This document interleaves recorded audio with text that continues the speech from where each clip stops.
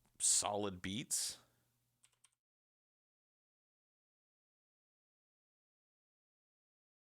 So I'm gonna get copyrighted to fucking death for this anyway.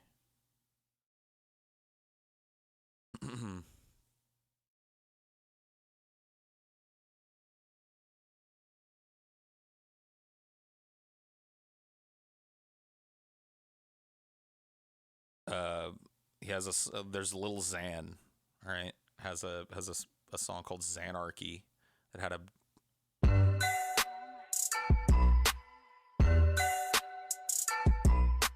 boom bum bum bum bum bum bum bum. See what I mean? Like, these beats are competent and cool and really good launching points for some sick vocals, some sick bars.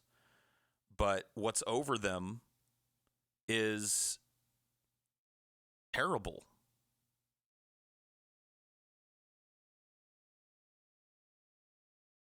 I mean, I'm telling you, that's the thing. Like, I wouldn't be talking about these dudes if I didn't like what they were doing deep down. I do. I like Gucci Gang. I like fucking Eskid It. But I don't. I like the beats. I like the potential.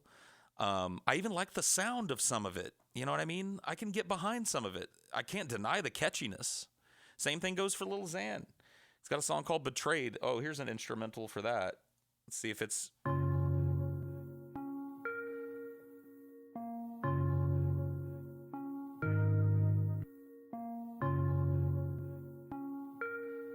We'll play through to the beat drops on this.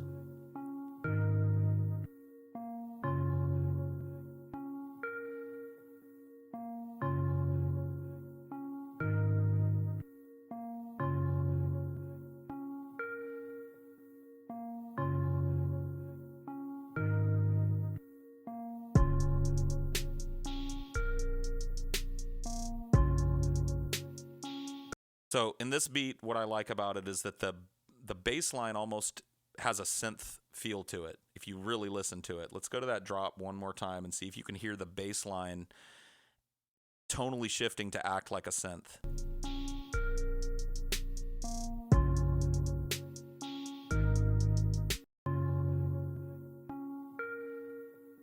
Here we go. Wait for that drop and just wait for the little playful things he does with the bass drop.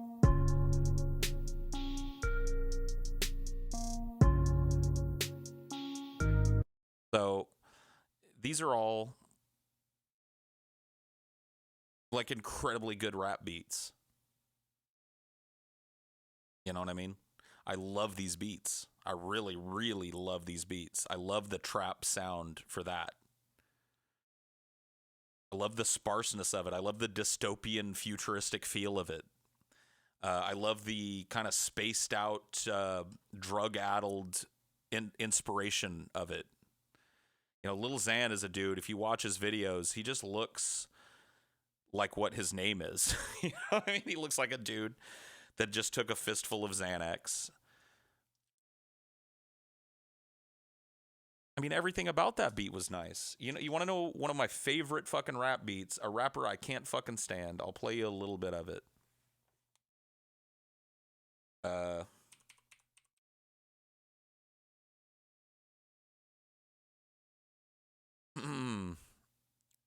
I really, really enjoy this rap beat.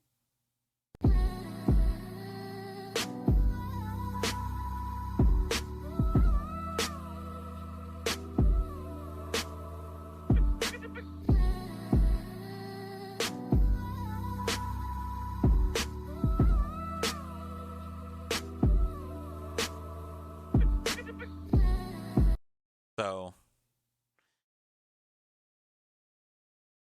you know, and this is a rapper I can't fucking stand, you know. Drake. Say this beat is too pronounced, but I really like it. I think it's got the same quality that I was talking about in those other trap beats that we've listened to. Hollowness to it, a wistful, sad, foreboding kind of feel to it. Very, very sparse bass and hi-hat interaction. The bass is pitch shifted slightly to add to the melody. while still remaining a foundational part of the beat. It's just, I don't know, man. Fucking badass beat.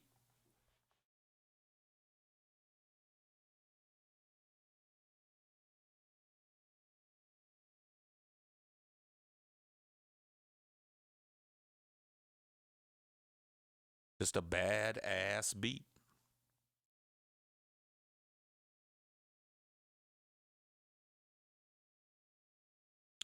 Paul, you have a good layman's appreciation for music. That's actually exactly how I would describe my appreciation for music, honestly.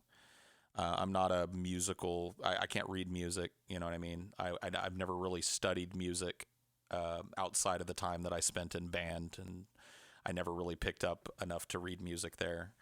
I did some singing and stuff in high school, but I've never really been a super musically inclined dude, but I appreciate music. And I appreciate talking about the things, the subtleties in music that I enjoy. Things that, kind of push into my psyche in a way that I get stuck with them for a while. Like that Pound Cake Drake song instrumental that I just played was stuck in my fucking head for months. Nothing about the vocal is, I mean, I guess Jay-Z spits a decent verse on it, so there's that.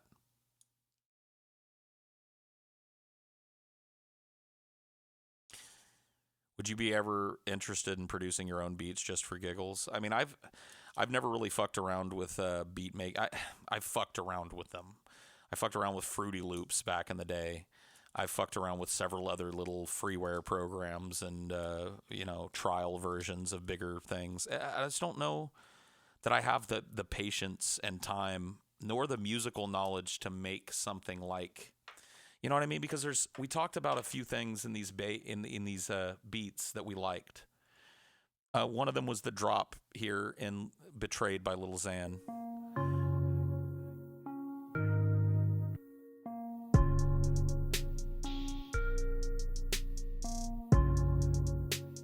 So that it seems very simple, and it's something very simple sounding that I appreciate about the beat. But to make that effect happen is a whole different ball of wax that requires a whole lot of musical knowledge, a whole lot of rhythm knowledge that I just don't have. And I mean, I love the little tip-tap synth there. I would have never thought to put that into a beat. The kind of tap, it's not a synth, but the tapping kind of hi-hat usage here at the drop.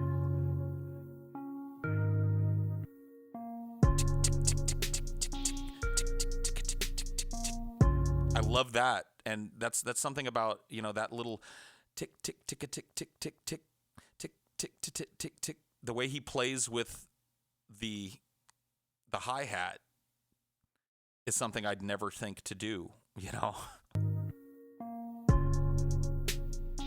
Tick tick tick tick tick tick tick. But I'm much more of an appreciator when it comes to music. Although I do like sitting down and singing songs with people. As far as like creating music, I've never really had a genuine ambition. I just like appreciating it. It's called syncopated rhythm. Interesting. Thank you, Buck. Like, that's what I mean. It's a layman's appreciation. I don't know all these terms. I know some, but yeah, I enjoy that syncopated rhythm.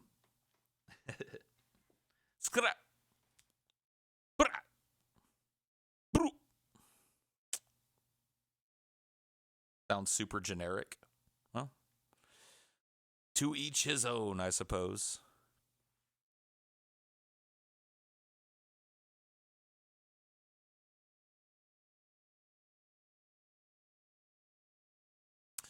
But yeah, a lot of good beats out there on bad songs. See if I can find some royalty-free trap to play today. Put some of that. I mean, not that it matters, but every time I do one of these, it basically ups the ante for me getting a copyright strike, an actual strike on the channel. So let's see if we can find some royalty-free trap beats to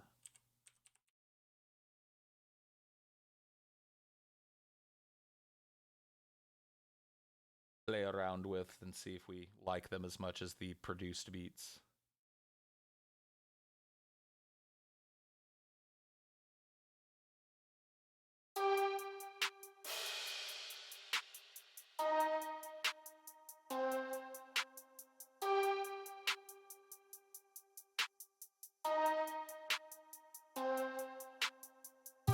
Hollywood designer, let's get it.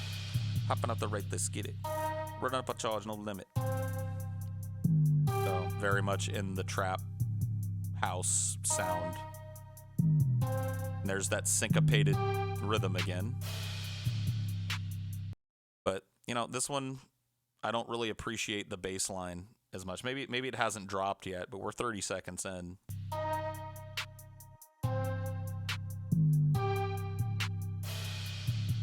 So this one sucks. And what makes this one suck and this one good?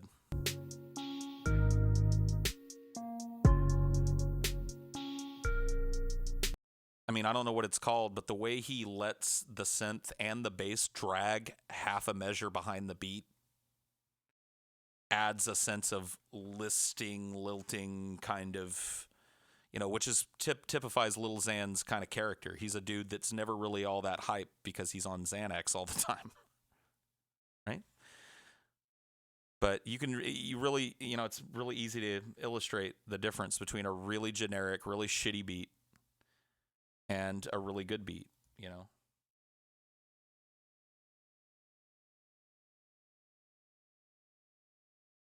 If you deal with walk backwards, stay far. So let's see one of these other free trap beats. Offer. Okay, I've heard this one before, and there are things going on here that I like.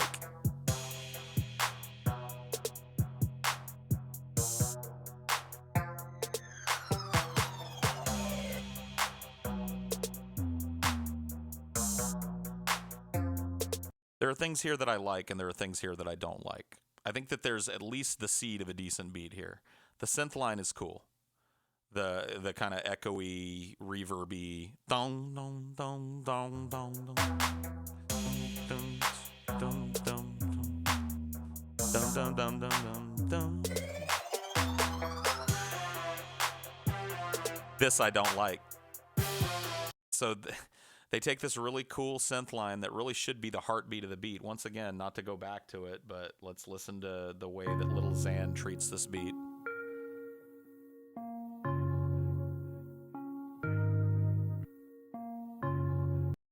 Dum dum dum dum dum dum dum dum, and his whole beat is playing with that because he knows that it's pleasing.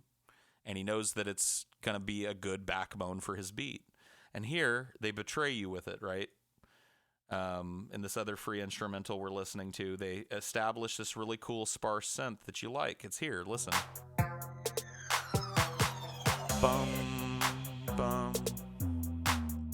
Da-na-na-na-na-da. Bum, bum. Ba-na-na-na-da. And then here it goes. Oh, betrayed. Betrayed. Terrible. Just like, why? And that's bad instincts on the part of the dude that made this beat. To think that people were going to get somehow tired of that really cool synth sound. People are going to get too tired of hearing this. Boom. Boom.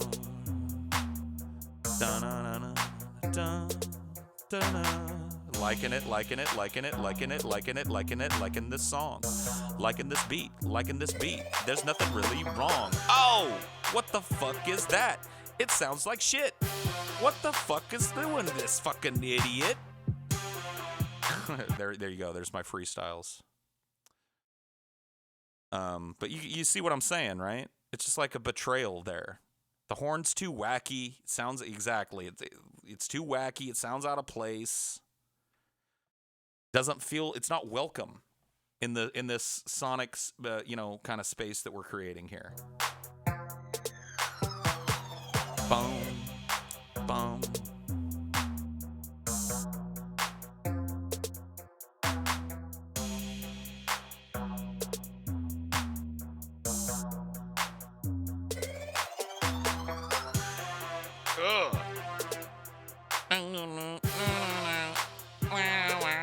Oh, gets worse.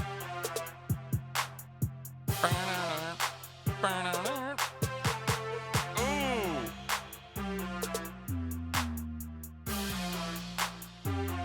Nah, man, nah. See, no thanks, right? What else you got here?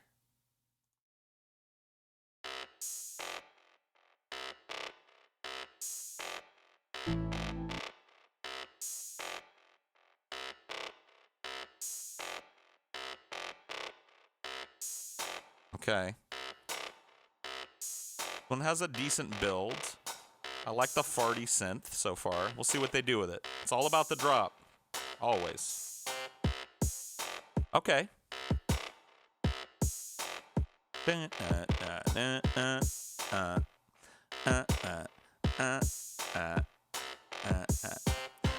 Now here's a beat I like.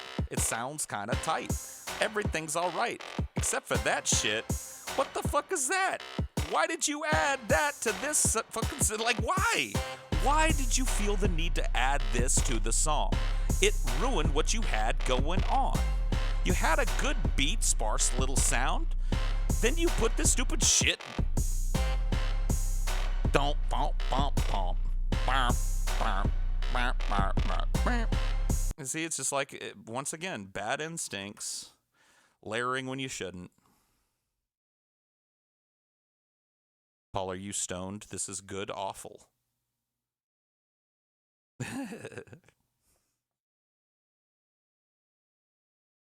I'd like to hear your assessment of Suicide Boys beat. My friends are practically obsessed with them. I remained unconvinced. I don't know anything about them, so I'm not real interested. See what else they do.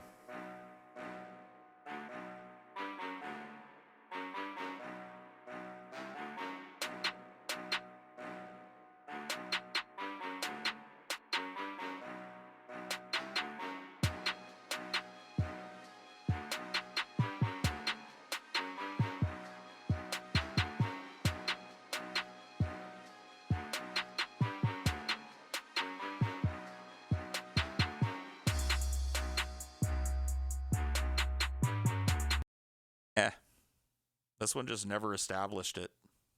You know what I mean? I don't know if you guys agree.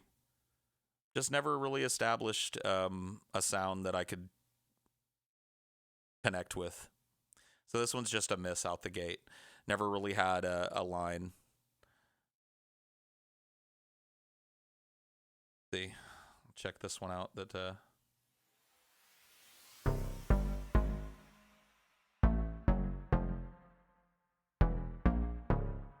all right, well, I'll have to listen to this one later, but I like how it starts. I like how it starts, but you know, once again, like we're brought back to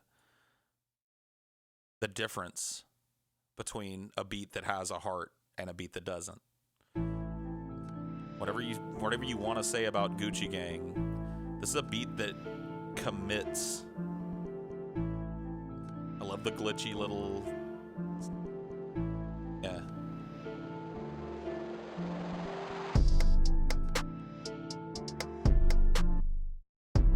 Yeah. See that?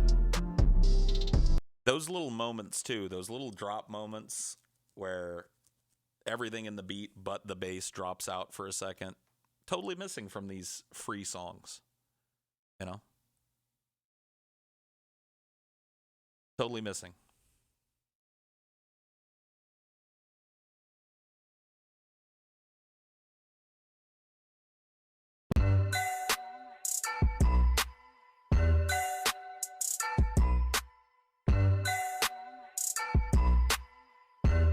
Again, this is Xanarchy again.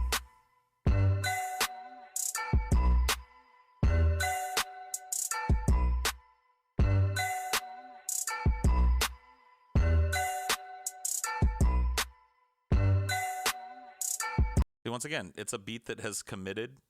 It found one little riff that was pleasing. It establishes an atmosphere. I mean, we can skip a little into the song and see how the beat develops. It doesn't. That's fine by me.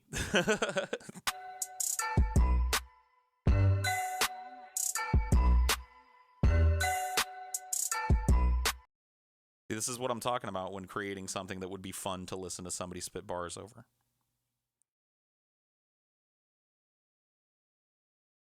It's a beat that is simultaneously the coolest thing about the song and in the background enough that it highlights the rapper, right?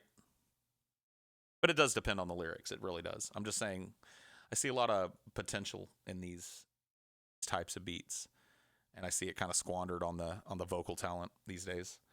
Let's see what else these free trap beats have to give us.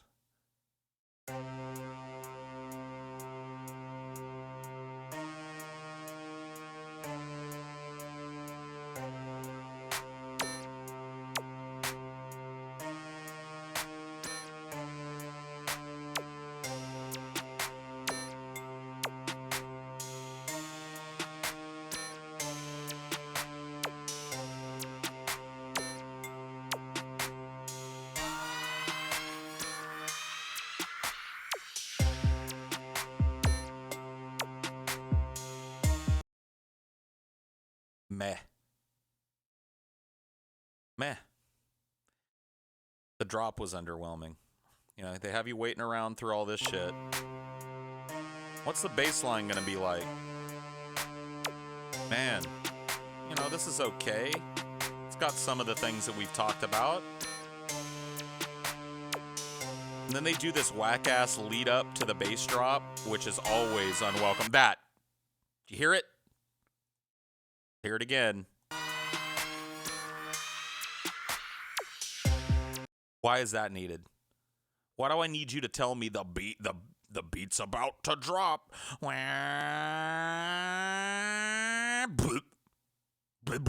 know, it's just like, oh man, it's like announcing the entrance of something awesome and then just having somebody run in and fart in everybody's faces and leave, you know?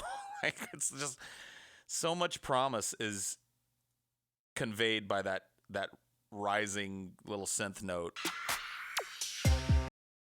Like, let's see if I can catch it again.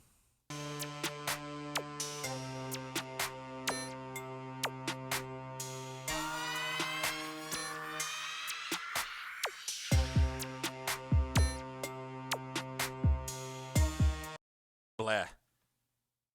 It just drones, too. The synth line drones. Like, once again... Here's another little Zan instrumental that I was listening to the other night.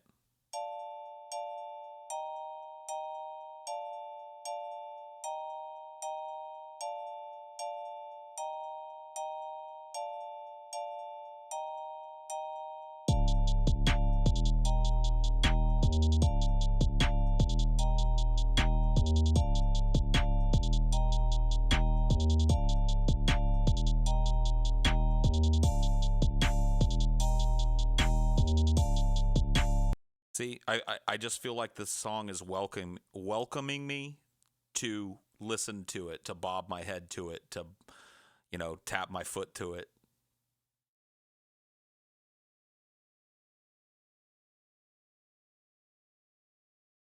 And I just haven't found one of those songs yet here on this free list. Let's see if we can find anything by a different producer. Oh, well, here's a little Yachty instrumental to give another example.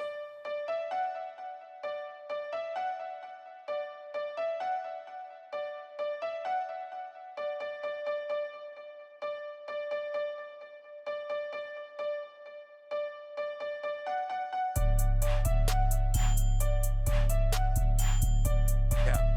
Clap, clap, clap, clap. Clap, clap, clap, clap, clap, clap.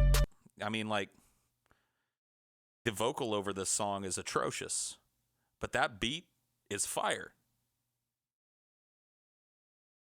That beat is fire.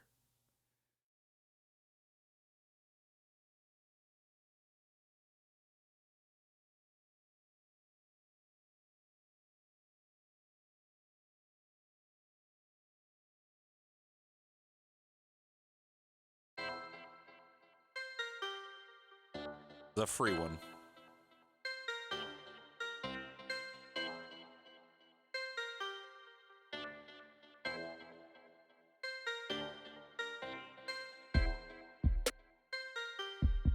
Okay, this one I don't dislike yet.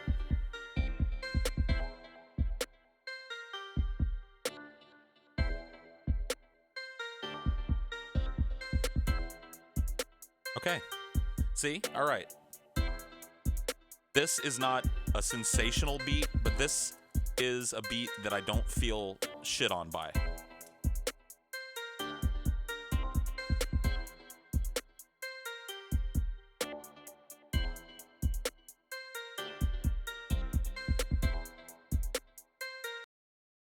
I like it.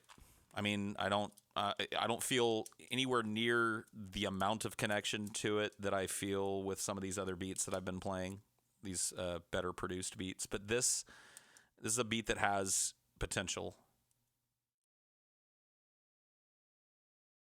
Gonna be a no. I mean, yeah, I don't blame you. I mean, it's not exciting. It doesn't really have anything that I'd consider to be fresh or new in the context of the beat, but I feel like it at least commits to a simple sound that I like. I generally tend to agree with you over the chat, but they are right. These beats are average at best. Who in the chat's saying that? I haven't seen a whole lot of people saying that. I mean, in fact, as I've been doing this, I've seen a lot of people agreeing with me that there's a fundamental difference between a lot of these produced beats, which are really good, and these non-produced beats, and what those differences are. Is, you know, I just thought I'd spend some time doing it since I've already fucked myself. This video will have like 22 copyright claims. 22 people will take the ad revenue for this video for sure. 22 separate entities.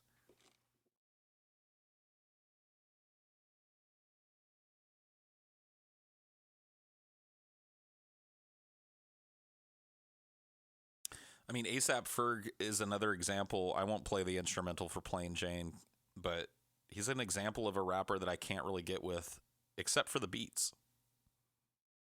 I like the beats.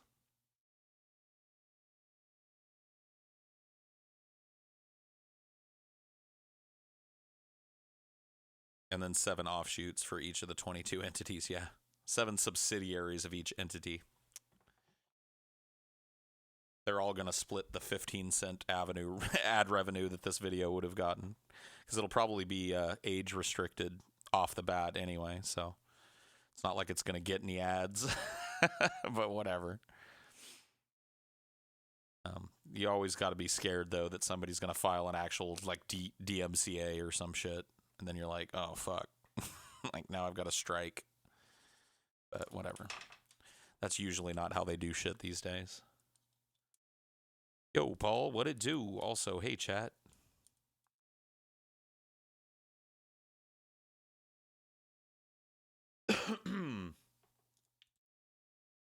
I don't have an opinion on Lil Peep. I haven't really listened to any of Lil Peep's music, but it's probably similar to a lot of this other stuff we're listening to here.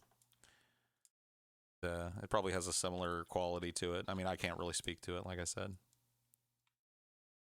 Most SoundCloud rappers are too high on Xans to click for acclaim.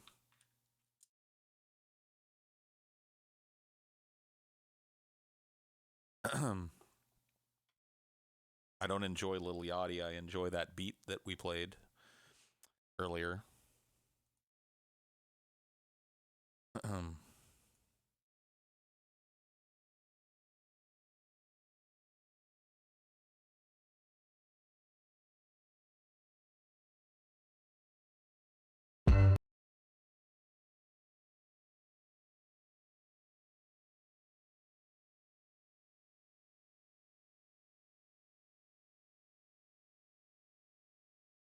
Oh, dude. Empty, dead air. Whoa. Strange feeling.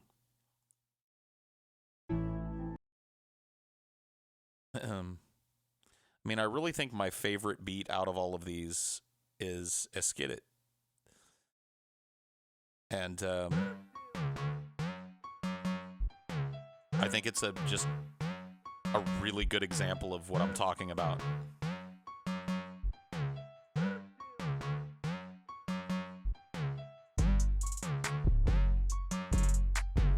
Boom, boom, boom, boom, boom, boom. I mean, if that's not catchy, then you ain't got a pulse. If that ain't catchy, then you ain't got a pulse. Eskid is such an annoying word. I mean, I agree.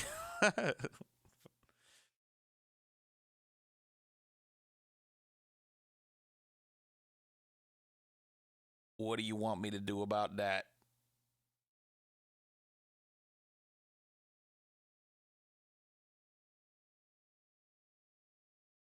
Reminds me of spaghetti. Cool.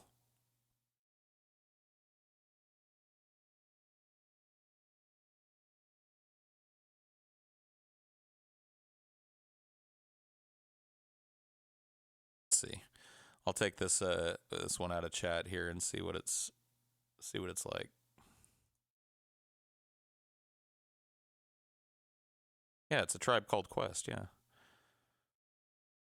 I mean, this is an older beat. This is not going to sound like trap, but this is a good example. I mean, A Tribe Called Quest had great beats. This is from a different era.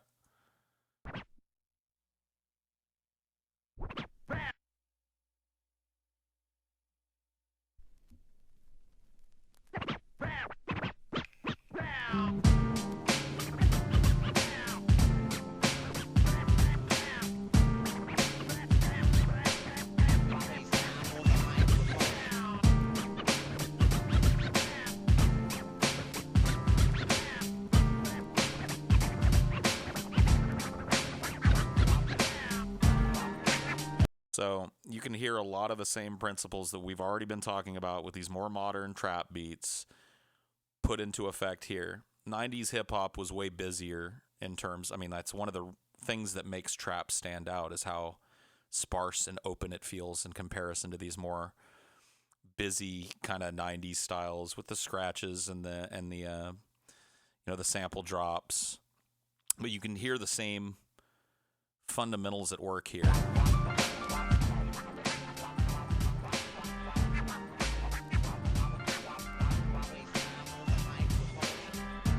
So they've locked in on a really pleasing tonality, and they found a lot of little synth samples to fill in that sonic void and to give kind of, like I said, a heartbeat to the song outside of its bass line, which is similarly just kind of clean. It almost sounds like somebody sitting in a drum set. In fact, it might be.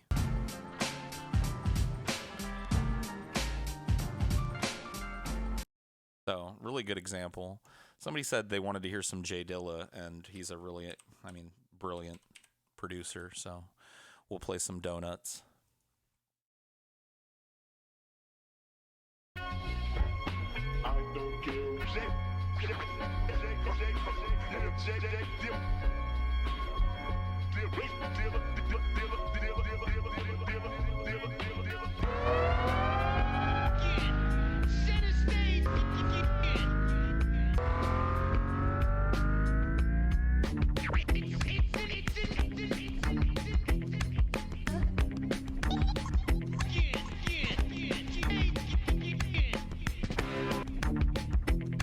I mean, so this is an example of the other end of the spectrum. This is a guy that's in the lab, right, with his beats in a way that other people aren't.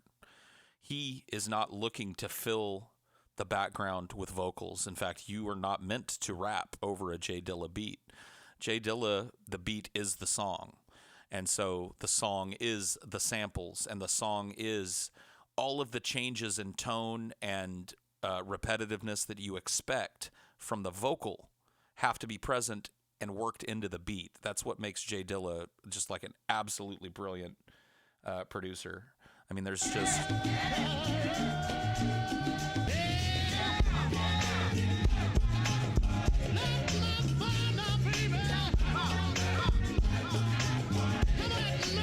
So he's just pulling all this stuff from his childhood. This Motown funk, this kind of, and he's layering it on top of itself until it's unrecognizable, and repurposing it in a way that other rap artists can't because it would take away from their vocal. You can't have a strong line like this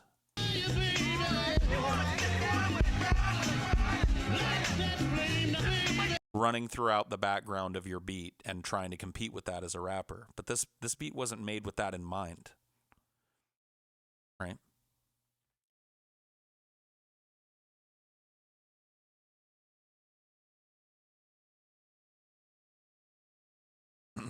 Horrible. Man, you're really like lone peasant just doesn't want to be here but can't leave. I feel like I'd be doing him a favor if I blocked him, so I'm just going to let you sit here and marinate in what you hate. Like, look at this, dude. I had 300 people in here earlier. Now I've got 222. It seems like most of the people that weren't interested in hearing me talk about rap or don't like rap found their way out of the fucking stream by now. Yet here you still are. You know what I mean? They showed themselves the door and didn't feel the need to constantly bitch or announce it. They were just like, all right, well, Paul's talking about something that I'm not really interested in right now, so I'm going to go find something else to do. You know, like a normal fucking human being does. Ugh.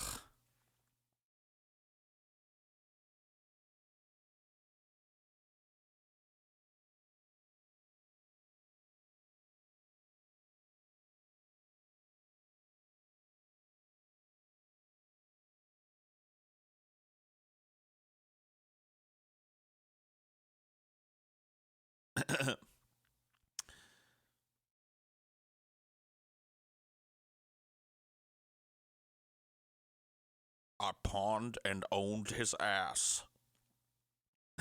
Whatever. You enjoy Simpson Wave? No. I do like some like synth wave shit though. I mean that's a different kind of conversation though. We're not doing EDM today, or at least we're not. I mean, EDM steals a lot from hip hop, so there's definitely some crossover. But I'm not really feeling like listening to EDM right now.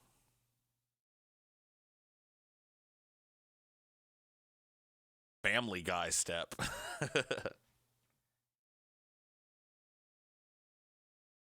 Hey, Lois, why do women have boobs? So you got something to look at when you're talking to them. Yeah.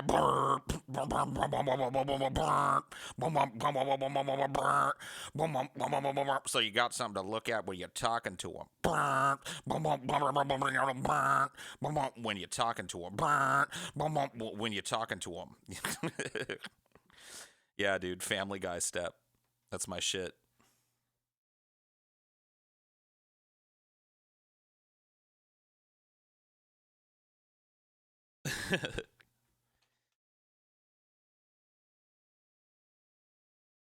Hey, take another reach. You forgot your change. Ow,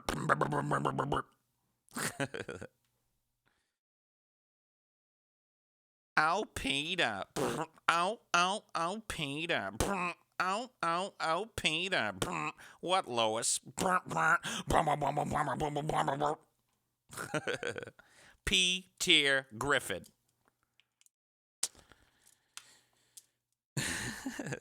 Dude, ask Cynic to make it. He's an actual dubstep producer, among other things.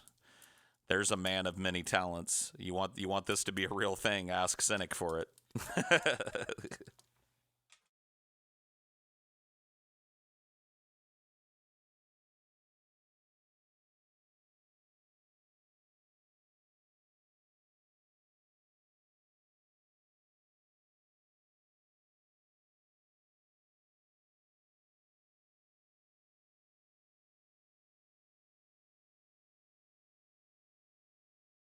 Thoughts on the game per rapper? The rapper? Done. I'm going to go ahead and end this stream now. Thank you guys for chilling with me. I'm going to go count my copyright strikes. You guys have a good day. I'll talk to you later. Peace 'em the fuck out.